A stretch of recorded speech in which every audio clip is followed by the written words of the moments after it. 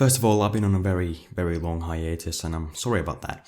But rest assured, I will be making a lot more videos from now on and I've got a lot of plans for the channel this year. But to compensate for that, here's a video that no one has ever made before. I lied. I'm a bad liar, ain't I? 2016 is looking like a very nice year for video games, and here are my top 5 most anticipated games coming out this year. Man, it's almost February and I'm just now making this video.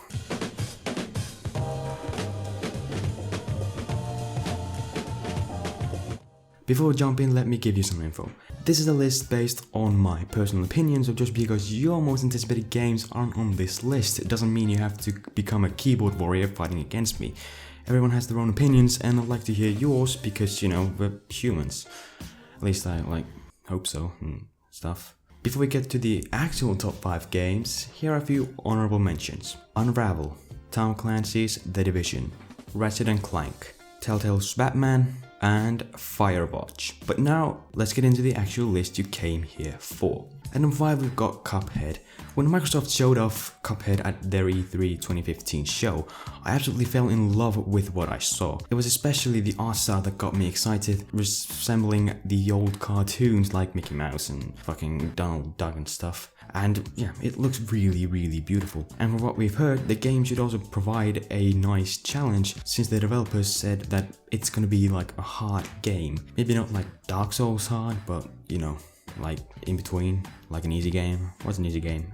I don't know, like between an easy game and hard game, but like swaying more towards the hard game stuff. Plus the story sounds like an interesting one. I mean, fighting against the devil himself, that's a bit like supernatural, but I'm in. Cuphead is slated for a 2016 release on PC and Xbox One. At number 4 we got Mirror's Edge Catalyst. The original Mirror's Edge was a really good game, but it wasn't exactly great or fantastic. It did an interesting spin on first-person gameplay with parkour elements, but it has some rough edges around it, like a short, linear and fairly weak story, and no competitive race-type multiplayer. Catalyst looks to improve upon all of that with a full-on open world and most likely, but not confirmed, competitive race-type multiplayer mode, and it looks really good too. Mirror's Edge Catalyst is coming out May 24th on PS4, Xbox One and PC. At number 3 we got Horizon Zero Dawn. Ever since we saw the leaked concept art from Guerrilla's next game, I was intrigued. The setting and the concept art look great, and I mean,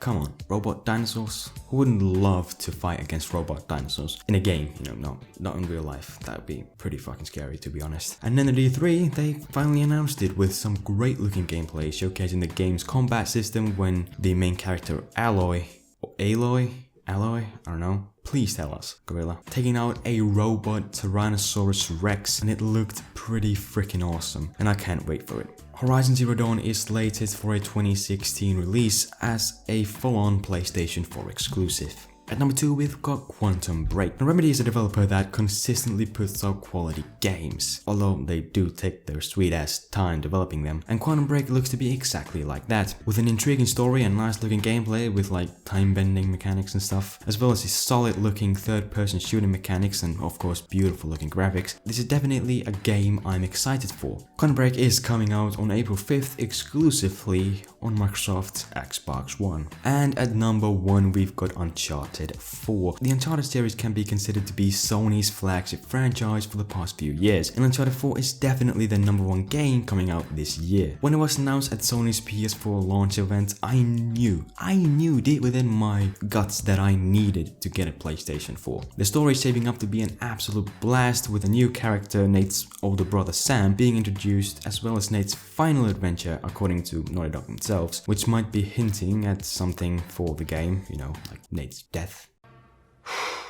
Boy, that escalated quickly. I mean, that really got out of hand fast.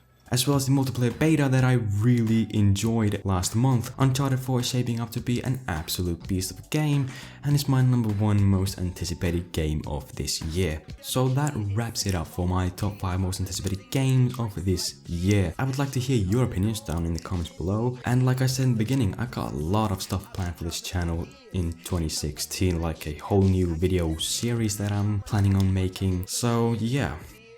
I was actually gonna do a review of Jessica Jones, but you know, look at my channel, that didn't happen. That shows you how consistent I am. Fuck me. I'm living in my second childhood. Every day is a child, I would think. I never change, I'm too stuck in my ways.